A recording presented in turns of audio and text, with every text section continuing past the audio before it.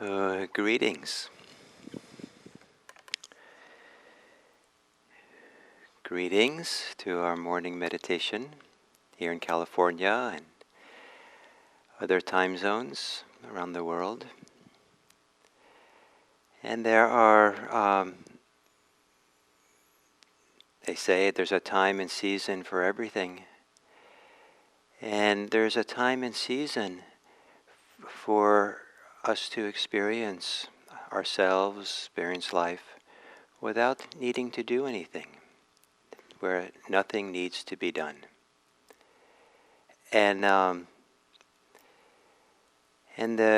of the things we discover through meditation is how much the mind operates with the idea that something needs to be done, or operating on the wanting of something.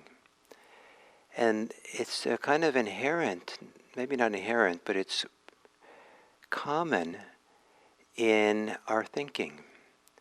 Thinking is often about something, and it's about wanting something, or having something, or even getting something. Even if the thinking is not about anything in particular, there might be a wanting to think, a wanting for the pleasure, or the delight, or the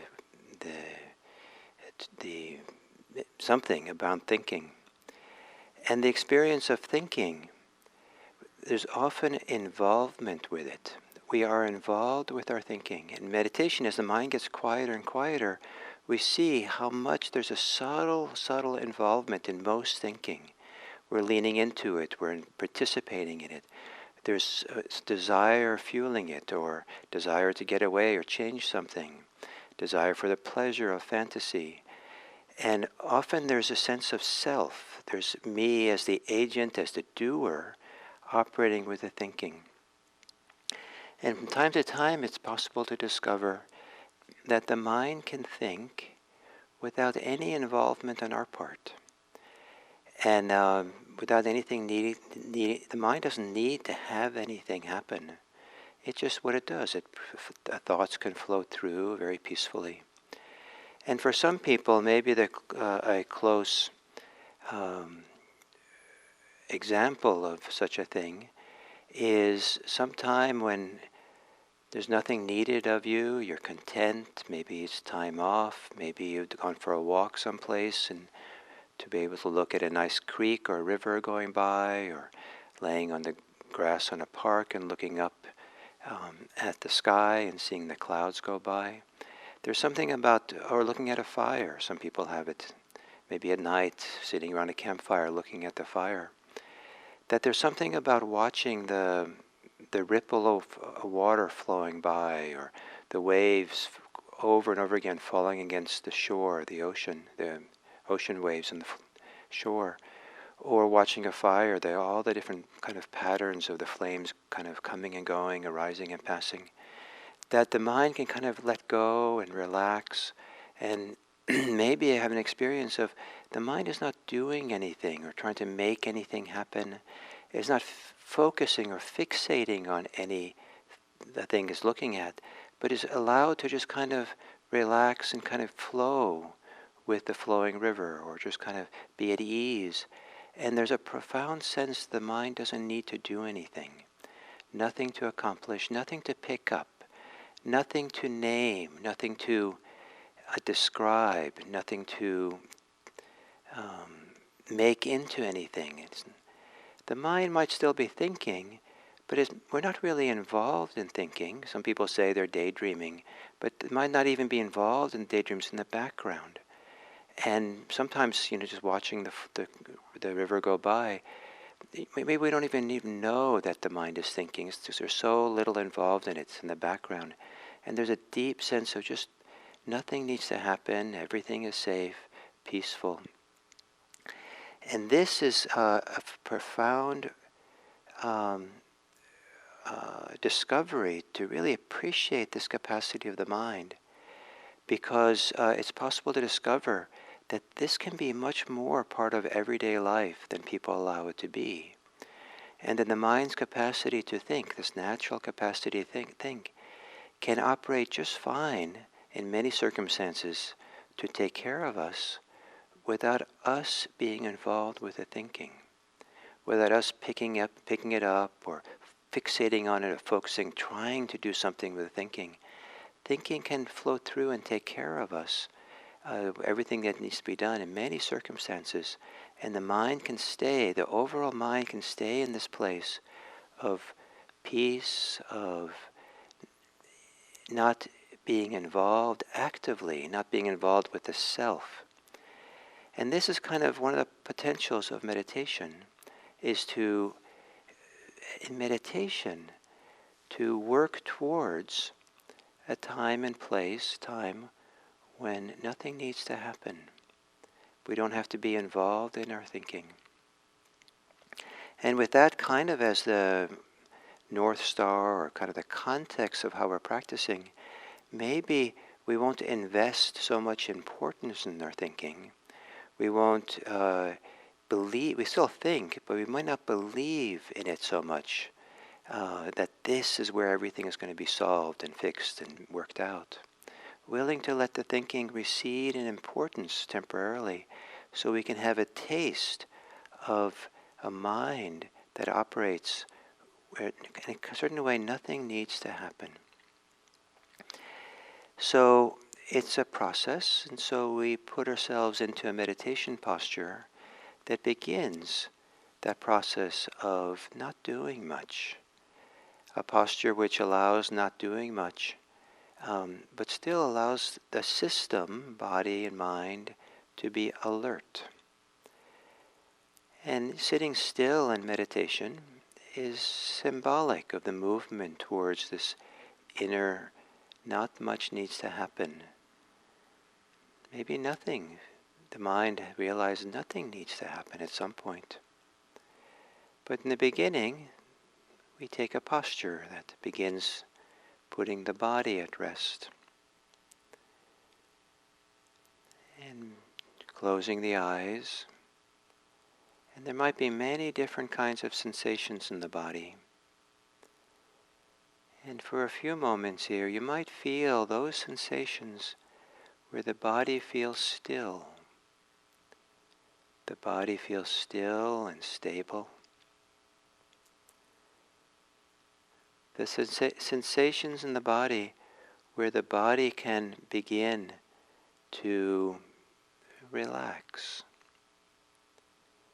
There might be sensations that are on the edge of relaxing, that you might feel in the shoulders. And maybe you don't have to do the relaxing, but you can feel those sensations that are on the edge of relaxing themselves.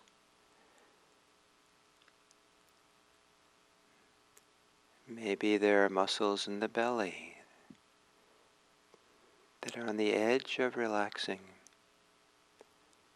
You feel the tension and the holding.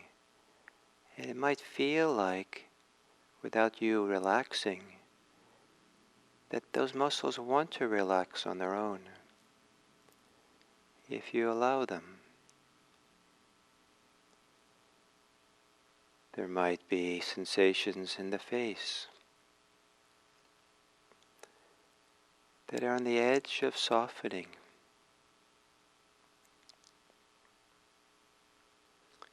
And to simply, in a relaxed way, feel those sensations. And if they want to relax on their own, allow them to relax.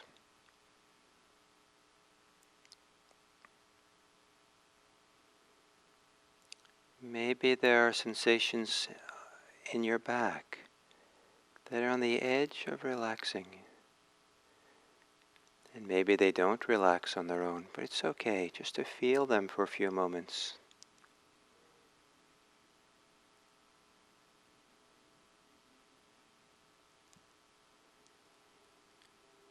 Maybe there are sensations in your body or mind of pushing forward into the future. And those also can be felt on the edge of relaxing, of not pushing.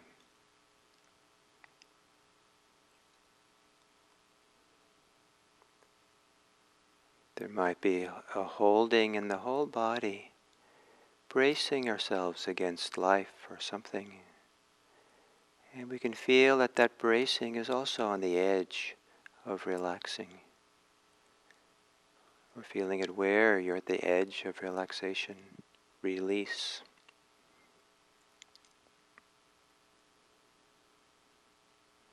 And if it wants to relax, allow it.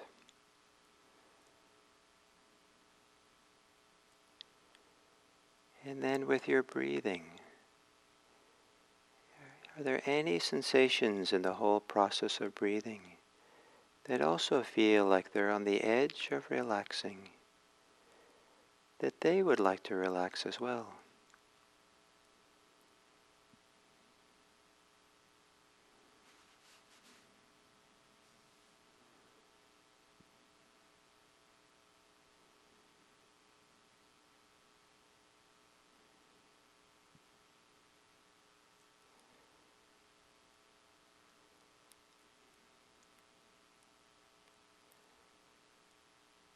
And to feel the rhythm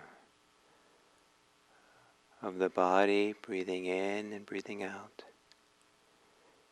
The sensations that come into play in your body.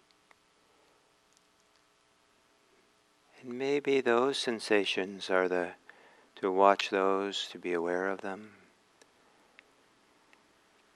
You can do so as if you're sitting on the riverbank, watching the river and flow down, watching all the little wavelets, currents flow by. So sitting on the riverbank of your breathing and watching the kaleidoscope of sensations, the river of sensations connected to breathing.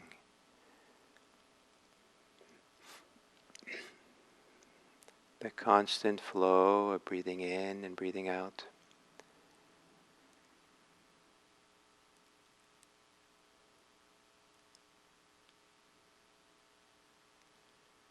And maybe in your mind, as you do this, you feel there also sensations of being on the edge of relaxing the mind. That the mind too doesn't want to work so much, be involved so much in its thinking.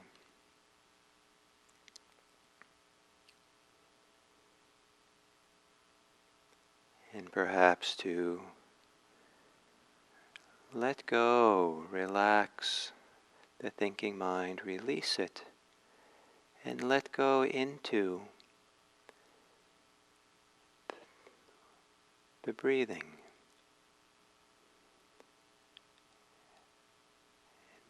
And perhaps, if you can, being content to watch the river breathing, just flowing by.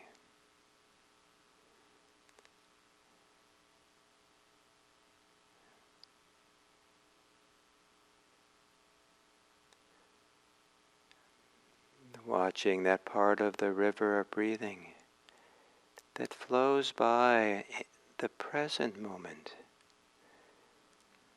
This little phase of time, of now, with no before and after, just the sensations of breathing endlessly flowing by, and the mind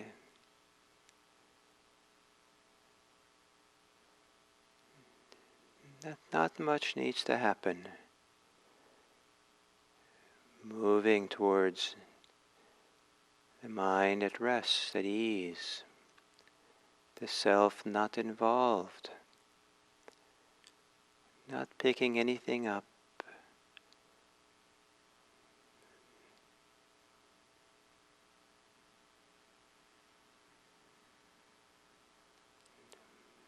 Nothing needs to happen, but resting the mind with the experience of breathing flowing by.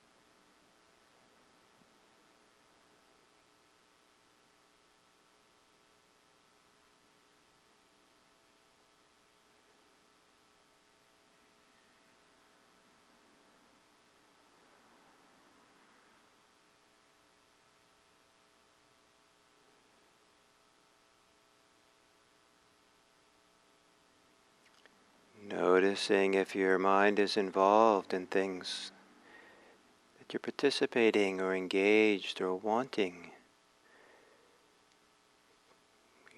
Be involved with your concerns, your thoughts.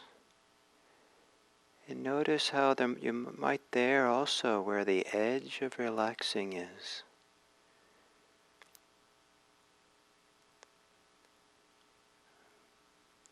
That edge where something wants to release.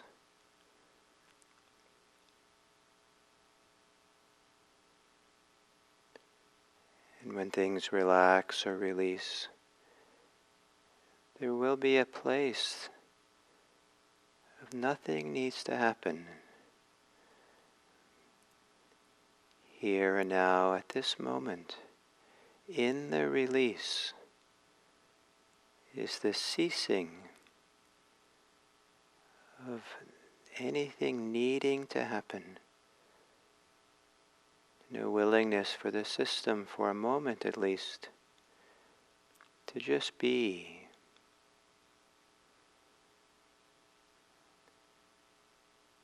Perhaps just being with the flow of breathing,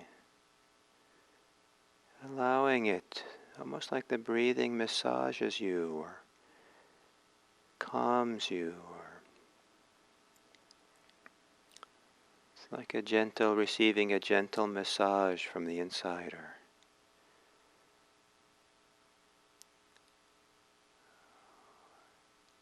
Or receiving a profound message. For this moment, everything is okay. Sitting here and meditating, everything is okay for this moment, here and now. And it's okay just to sit here. Nothing needs to happen.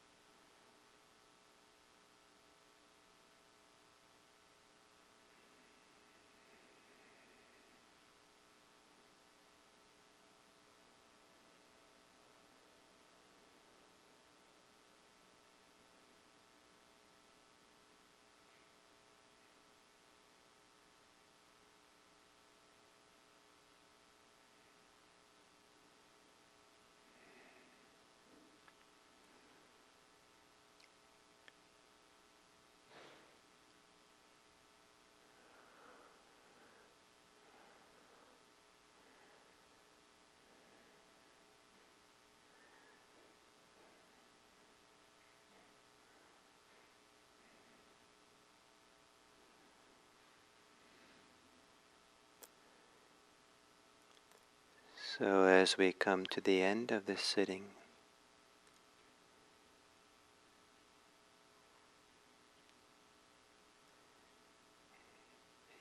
maybe this idea that nothing needs to happen at this moment.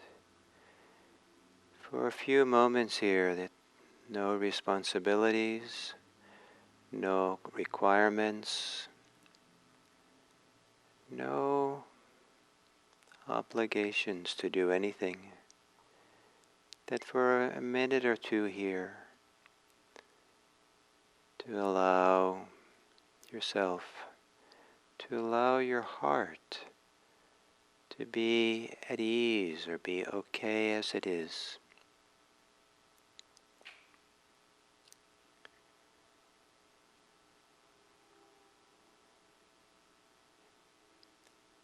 And in this okayness and no obligation, nothing required,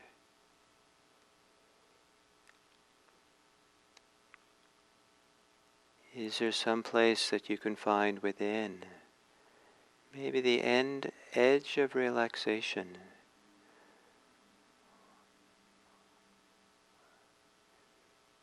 or the edge of tension, or the place of softness within, where there might be some kind of natural caring for anything that is tense, anything that is not relaxed, anything that is suffering. Maybe it's a sense of being on the edge of suffering, or the edge of tension, the edge of hurt,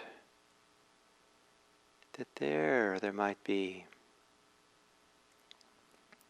a natural sense of care or momentum or movement to be beyond the hurt, the tension, the suffering.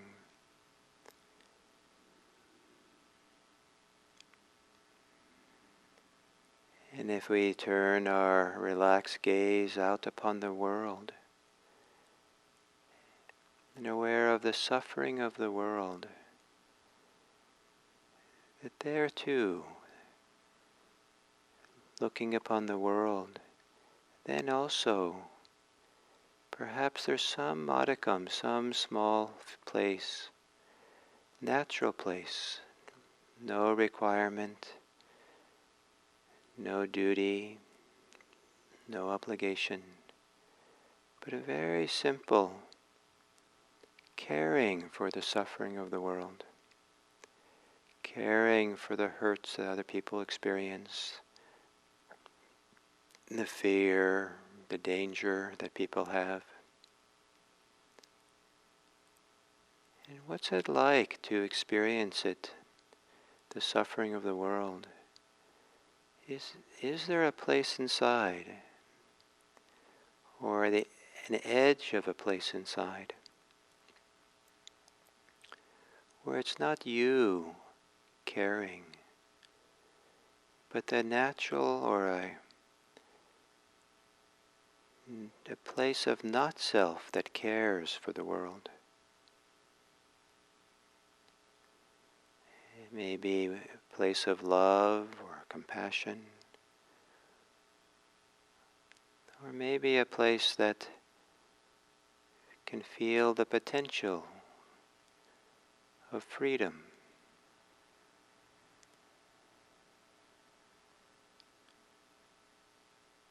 It's one of the profound aspects of a human being,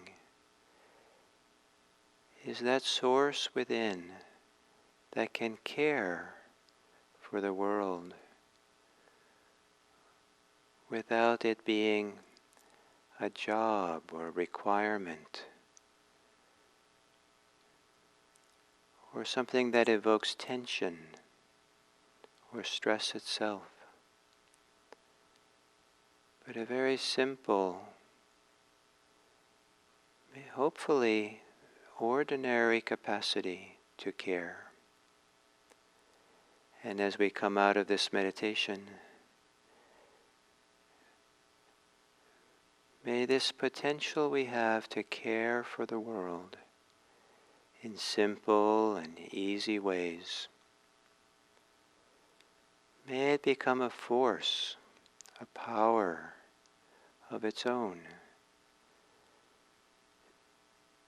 to make this world a better place for all beings.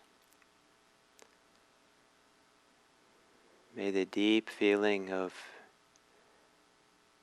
okayness and nothing needs to happen allow a wellspring of selfless action, caring for the world.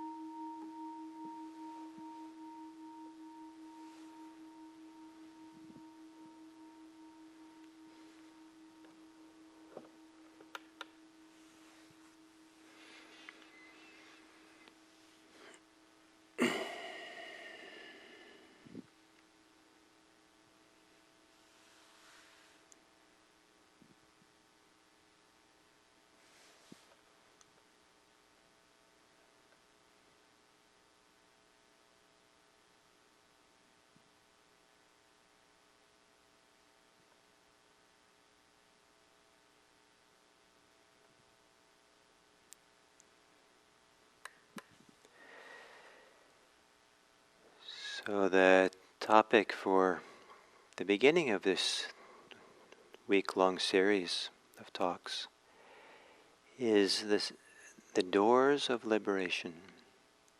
And the word doors implies that there's something to pass through, or something that's the clear demarcation to something on the other side.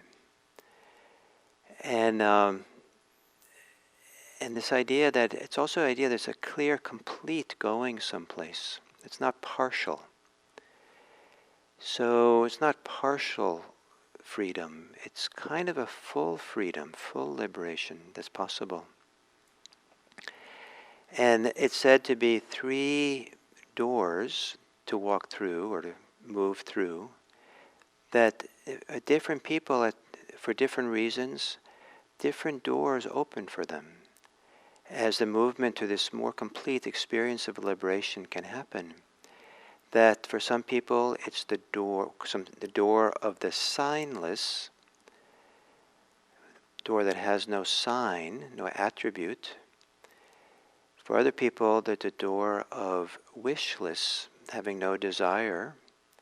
And some people, it's the door of emptiness, where there's no attribution or involvement with self, seeing that things are empty. And why some people go through one door rather than another is no one really knows, perhaps. And at different times, different doors open for people. And they're, closely related. These almost like maybe 3 different perspectives on the same movement of release that's possible. But they're like catalysts. It's like certain insights that are catalysts for a kind of deep letting go. So for today, the topic is the signless, and maybe in modern terms, in English terms, we would consider what's called a sign in the Buddhist language, Buddhist kind of teaching, to be an attribute of something that we attribute to something. And the mind is attributing things. We are projecting onto things ideas, concepts of what things are. And sometimes that's quite innocent, and it's also expected that we would do so. So if you see a door, and you can see the entrance. One's 2 doors. One has a sign saying entrance and one exit. That's an attributing of meaning, of purpose, of function to a door, which we've already attributed by looking at it. That's a door. I think there was a time in humanity, maybe hundreds of thousands of years ago, there were no doors. And if someone just propped a door up against a tree, they would no clue that this was a door. But if a modern person saws a door up against a tree, we kind of basically know what doors look like. So, oh, there's a door up against a tree. That's kind of odd. The doorness, the attributing of it being a door, is in the mind that does so. And we think it's inherent in the door because our society around us is doing this sharing and that attribution. But in fact, the mind is involved in doing it, sees this as a sign or an idea or a concept, a projection. Oh, that's a door. That's innocent enough, and as I said, entrance and exit doors, we're expected to cooperate with those kinds of attributions, and it's useful to do so. We don't get kind of bottlenecks around everyone going in and out the same door. So it has a usefulness, and it's innocent enough there. But there's all forms of attribution, all forms of projection of ideas onto ourselves, the world around us, to people that are a source of tremendous suffering. Bias and prejudice, racism, objectifying someone as our sexual object, what a horrible thing to do, is all kind of, it's a projection, an attribution of something out there that we place on it. And so we're involved, in Buddhist language, we're involved in sign making. And not only making signs, making attributions, living with them, but it can get quite extreme where there's a lot of fixation and tension involved in these signs and attributes. And some people, their mind is constantly involved in the world of aboutness, to be about, thinking about things, thinking about later today, thinking about yesterday, thinking about my friend, thinking about work, thinking about what's for dinner. The mind is usually thinking about something, and whenever the world is about something, there's involved in a world of signifying, of signs, of attributions, of ideas, of projections that actually takes work. The mind is actively involved. And if we're fixated on and attached to these ideas we have, there can be a lot of suffering around them. As practice quiets, as the mind gets stiller and stiller and calmer, there's less and less projection, attribution. And this is not a strange thing. People take vacations, they take a day off from work, they go sit in a park and just look at the river going by or the grass growing or something. And some people just feel the tensions of work, tensions of the week falling away, and the mind is no longer racing and thinking and worrying about things constantly. And just so nice to just let go of everything. And the sitting in the park, ordinary people who don't meditate on a day off so much can drop away, and so much of the signifying and attributing and projecting onto things that happens with work or difficulties at home maybe falls away, and it's so nice just sit in the park and be left alone. Meditation is to have that experience in a very profound, deep way. This profound letting oneself alone, this profound experiencing of the mind not doing the work of projecting, of signifying, of making attributions on everything and wanting. And we don't pick up the signs, we don't get involved with them. And one of the ways that this operates, one of the ways that this opens up to people, is when in meditation we have when really profoundly in the present moment, really kind of found our way to just being here in a very visceral, complete way. And the experience of here is felt to be very changing, ever-changing, moving and fluxing, coming in and rising and passing. There's a constant movement. And we realize that it's the signifying, it's the projection of the mind that sees permanence or constancy. Not eternal permanence, but at least for today or for these next 5 minutes, we have ideas, this is how things are.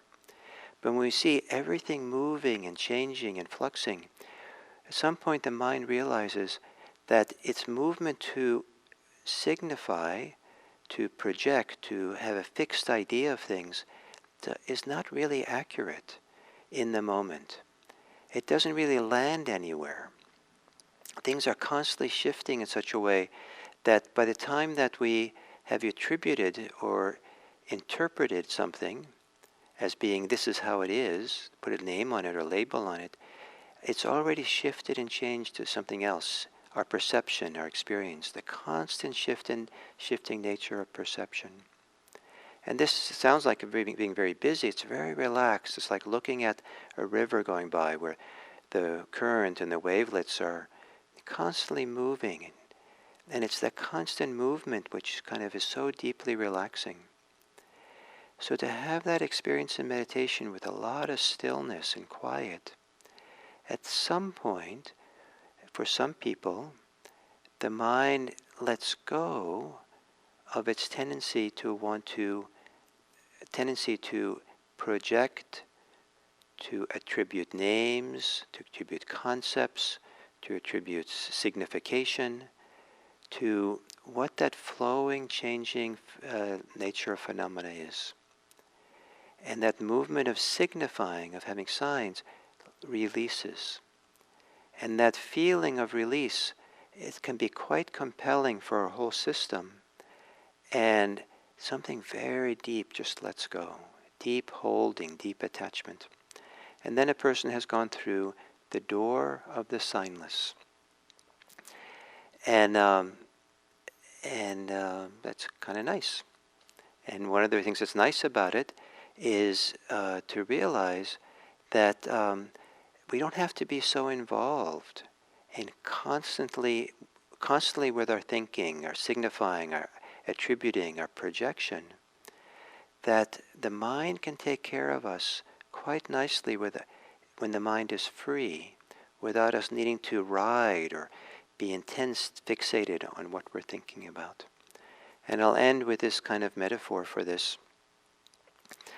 If you're going for a long hike, and you go across a long flat plateau, maybe miles and miles of flat plateau, and you're thinking about how at the edge of the plateau, it's kind of steep cliff you have to walk a deep, come to and look over the edge. And the whole way over there, you're worried about the big cliff. And then you come to the big, and there's no need while you're on the flat plateau to be thinking about what's going to happen at the end. Thinking about how you're going to take care of yourself and worry about yourself. But when you come to that cliff, eventually after many hours, lo and behold, your psychophysical system knows somehow, don't get too close to that edge of the cliff. Stay back 5 feet, 6 feet, 10 feet, so you're safe. That doesn't have to be thought about so much. The whole system just knows how to do that. And those hours of thinking about the cliff and worrying about it and all that, and how you're going to take care of yourself, weren't really needed, because the psychophysical system, to some degree, just knew how to take care of itself when it gets close to the edge. So I don't know if that's the best example, but maybe it just gives you some sense. I'm trying to point to some ability that when the mind is free, when it's no longer actively signifying and projecting, and it still operates. And it operates often in a way that we can take care of ourselves, that doesn't have to be so much self-involved. That a liberated mind will know how to take care of itself. But we don't have to be so actively involved as we are when we're fixating on the projections, significations of things. So the signless. Tomorrow I'll talk about the wishless. So thank you for listening and being here, and I look forward to our time tomorrow.